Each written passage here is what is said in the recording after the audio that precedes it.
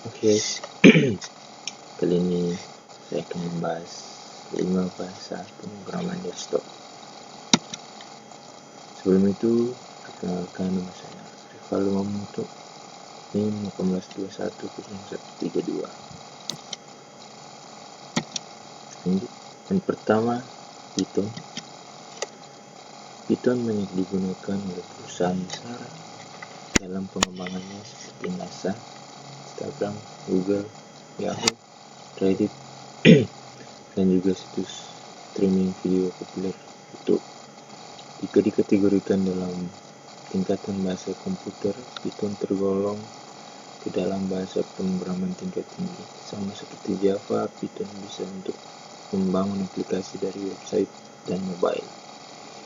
Jika dilihat dari pengguna Facebook, di Indonesia terdapat grup khusus membahas bahasa Python dan sudah lebih dari 23.000 akun yang bergabung. Python termasuk bahasa yang cukup mudah untuk dipelajari. Selain itu, masih banyak kelebihannya seperti sinteks yang digunakan cukup sederhana, pemuatan kembali secara dinamis, modul Python seperti modifikasi aplikasi tanpa menghentikannya. Meskipun mempunyai banyak kelebihan, masih ada kekurangan Python yang mungkin akan sedikit menyulitkan. Seperti beberapa penugasan terdapat di luar dari jangkauan Python. Seperti bahasa pemrograman dinamis lainnya, Python tidak secepat atau efisien sebagai statis, tidak seperti bahasa pemrograman kompilasi seperti bahasa C. Yang kedua, Java. Java tidak hanya berfungsi untuk membuat aplikasi desktop, Java juga digunakan untuk membuat aplikasi mobile. Java merupakan bahasa pemrograman website yang populer. Java dikembangkan pada tahun 1991, sejak 23 Mei 1995 dirilis. Java langsung naik dan menjadi bahasa pemrograman favorit. Java memberikan nuansa dalam perkembangan teknologi informasi, ditambah pada saat itu Sun memberikan source code Java secara cuma-cuma melalui internet. Kekuatan open source membuat Java mudah berkembang dan dikenal oleh banyak pengembang. Oleh karena itu, Java adalah salah satu bahasa pemrograman yang wajib dikuasai. Hingga saat ini, Java menjadi pemrograman yang hampir setiap pengembang mengetahui atau bahkan menggunakannya. Selain itu, digunakan sebagai bahasa pemrograman website, Java banyak dimanfaatkan untuk membuat aplikasi desktop maupun mobile. Lanjut, ketiga, C#.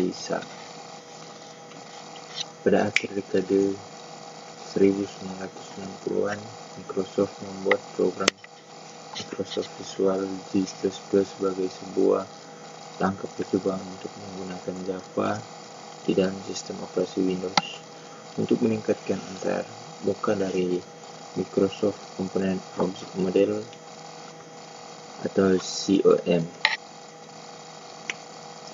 Bahasa ini lebih banyak digunakan pada platform Windows untuk berjalan pada platform NET karena tidak jauh dari C maupun C++. Bahasa pemrograman ini juga banyak digunakan untuk pengembangan game video, banyaknya operator serta fleksibilitas penulisan program kadang-kadang membingungkan pemakai ketika menggunakan bahasa ini, sedangkan bagi pemula pada umumnya akan kesulitan menggunakan pointer. C# mempunyai beberapa kelebihan yang dapat dijadikan sebagai bahan pertimbangan seperti pertama, fleksibel. Fleksibel dikarenakan bahasa komputer C# dapat dieksekusi di mesin komputer sendiri atau ditransmisikan melalui web dan dieksekusi di komputer lainnya. Kedua, powerful, yang berarti C# memiliki sekumpulan perintah yang sama dengan C++ yang kaya akan fitur yang lengkap, tetapi dengan gaya bahasa yang lebih diperhalus sehingga memudahkan penggunaannya. Ketiga, easy to use, karena C# memodifikasi perintah yang sepenuhnya sama dengan C++ dan memberitahu di mana letak kesalahan kita bila ada kesalahan dalam aplikasi. Hal ini dapat mengurangi waktu kita dalam mencari error. Keempat, C. C merupakan bahasa pemrograman yang sudah lama eksis di dunia komputer. Bahasa ini menjadi dasar dari pengembangan bahasa komputer lainnya. Sampai dengan saat ini, bahasa C masih menjadi primadona beberapa orang untuk mengembangkan website atau aplikasi lainnya.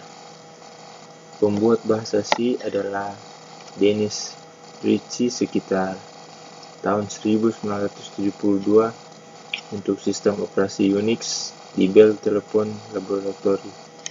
Saking lamanya bahasa C eksis, beberapa pengguna menyebut bahasa C bapak dari bahasa komputer lainnya. Kelebihan dari bahasa C seperti banyaknya operator yang dapat Anda temui di dalam C untuk memanipulasi data, struktur data pada bahasa terstruktur, sehingga mudah dikembangkan dan dipahami. Sedangkan kekurangannya adalah sedikit membingungkan dari bahasa C karena banyaknya fleksibilitas penulisan dan operator. Bagi pemula akan sedikit kesulitan dalam memahami pointir yang ada pada bahasa ini, karena bahasa pemrograman lain mungkin tidak mengenal istilah pointir. Padahal salah satu kemampuan yang paling menonjol dari bahasa C adalah pointir. Selanjutnya, 5. JavaScript. Sejarah JavaScript dimulai sekitar tahun 1994 ketika internet dan website sedang mengalami perkembangan pesat. Website pada saat itu umumnya dibuat menggunakan bahasa pemrograman Perl yang prosesnya hanya bisa dilakukan di sisi web server. Fungsi JavaScript termasuk istimewa menurut saya, karena mampu mengembangkan website yang menarik dan interaktif. Maka banyak saat ini website yang menggunakan JavaScript pada kode program di dalamnya. Tidak mengherankan karena JavaScript pada awalnya memang dikembangkan dengan tujuan untuk membuat sebuah website. Sedangkan Netscape menjadi perusahaan teknologi yang beruntung dapat mengembangkan JavaScript dan berguna untuk banyak pengembang sampai saat ini. Tidak hanya digunakan untuk membuat website, penggunaan JavaScript mengarah ke pengembangan aplikasi mobile, game, dan desktop. Jadi tentunya JavaScript menjadi bahasa pemrograman yang populer dan tidak asing di kalangan pengembang website. Kelebihan JavaScript seperti tidak membutuhkan resource memori besar atau ringan dan kecil. Tidak membutuhkan resource memori besar,